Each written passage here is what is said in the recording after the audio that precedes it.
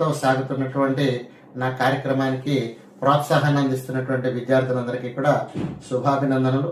ప్రేక్షకులందరికీ కూడా నమస్కారం. ఈరోజు నేను చెప్పబోయేటటువంటి పాఠం ఏమిటి అంటే, సీనియర్ ఇంటర్మీడియట్ విద్యార్థులకి సాంస్క్రిట్ లో క్వశ్చన్ నెంబర్ 16 లో అంటే వాక్య నిర్మాణంలో 4వ అభ్యాస పట్టికని నేర్పించాలనుకుంటున్నాను. ముందుగా అభ్యాస పట్టికలో ఉన్నటువంటి పదాలకు అర్థాలు కనుక తెలిసినట్లయితే చాలా తేలికగా వాక్య నిర్మాణం చేయొచ్చు. ముందుగా అర్థాలు చూద్దాం. మొదటిది వయం అంటే మేము, యూయం అంటే మీరు, తే అంటే వారు, తాహ అంటే ఆ స్త్రీలను అర్థం వస్తుంది, దేవాహ అంటే దేవతలు.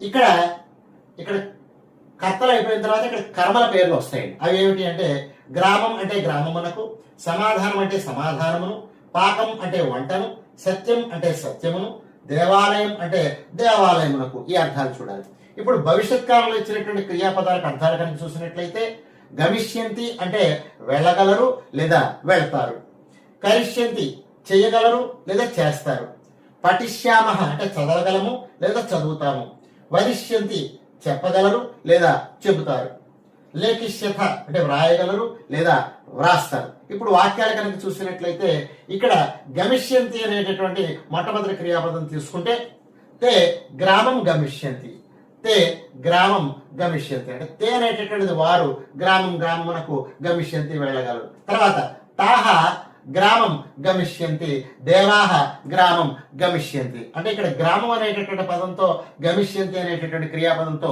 3 వాక్యాలు మనం ఏర్పాటు చేసుకోవచ్చు. తర్వాత తాహ పాకం కరిష్యంతి, తే పాకం కరిష్యంతి, దేవాహ పాకం కరిష్యంతి, దీంతో 3 వాక్యాలు మళ్ళీ వస్తాయి. తర్వాత దేవాహ సత్యం వదిష్యంతి, తాహ సత్యం వదిష్యంతి, తే సత్యం వదిష్యంతి, మొత్తం ఇంకొక 3 వాక్యాలు. ఇప్పుడు ఈ 3 సర్వనామాలతోనూ కూడా మొత్తం 9 వాక్యాలు వచ్చాయి. అంతేకాకుండా ఇంకా సర్వనామాలతో తే తాహ దేవాహ అనేటటువంటి ఈ యొక్క 2 సర్వనామాలతోనూ, దేవాహ అనేటటువంటి నామవాచకాలతో దేవాలయం గమిష్యంతి అనేటటువంటి ఈ 2 పదాలు కూడా దానికి సమానమైనటువంటి అర్థాలను ఇస్తాయి. అంటే తే దేవాలయం గమిష్యంతి అంటే వారు దేవాలయమునకు వెళ్ళగలరని, తాహ దేవాలయం గమిష్యంతి అంటే ఆ స్త్రీలు దేవాలయమునకు వెళ్ళగలరని, తర్వాత దేవాహ దేవాలయం గమిష్యంతి దేవతలందరూ కూడా దేవాలయానికి వెళ్ళగలరనే వాక్యాన్ని కూడా సరైనటువంటి వాక్యంగా చెప్పుకోవచ్చు. ఇప్పుడు మిగిలినటువంటివి 2 ఉన్నాయండి. అవి ఏమిటి అంటే, వయం సమాధానం పఠిష్యామ, వయం సమాధానం పఠిష్యామ అంటే మేము సమాధానమును చదవగలము. అలాగే యూయం సమాధానం లేఖిష్యత, యూయం సమాధానం లేఖిష్యత అంటే యూయం అంటే అర్థం ఏంటంటే మీరు, సమాధానం అంటే సమాధానమును, లేఖిష్యత అంటే వ్రాయగలరు.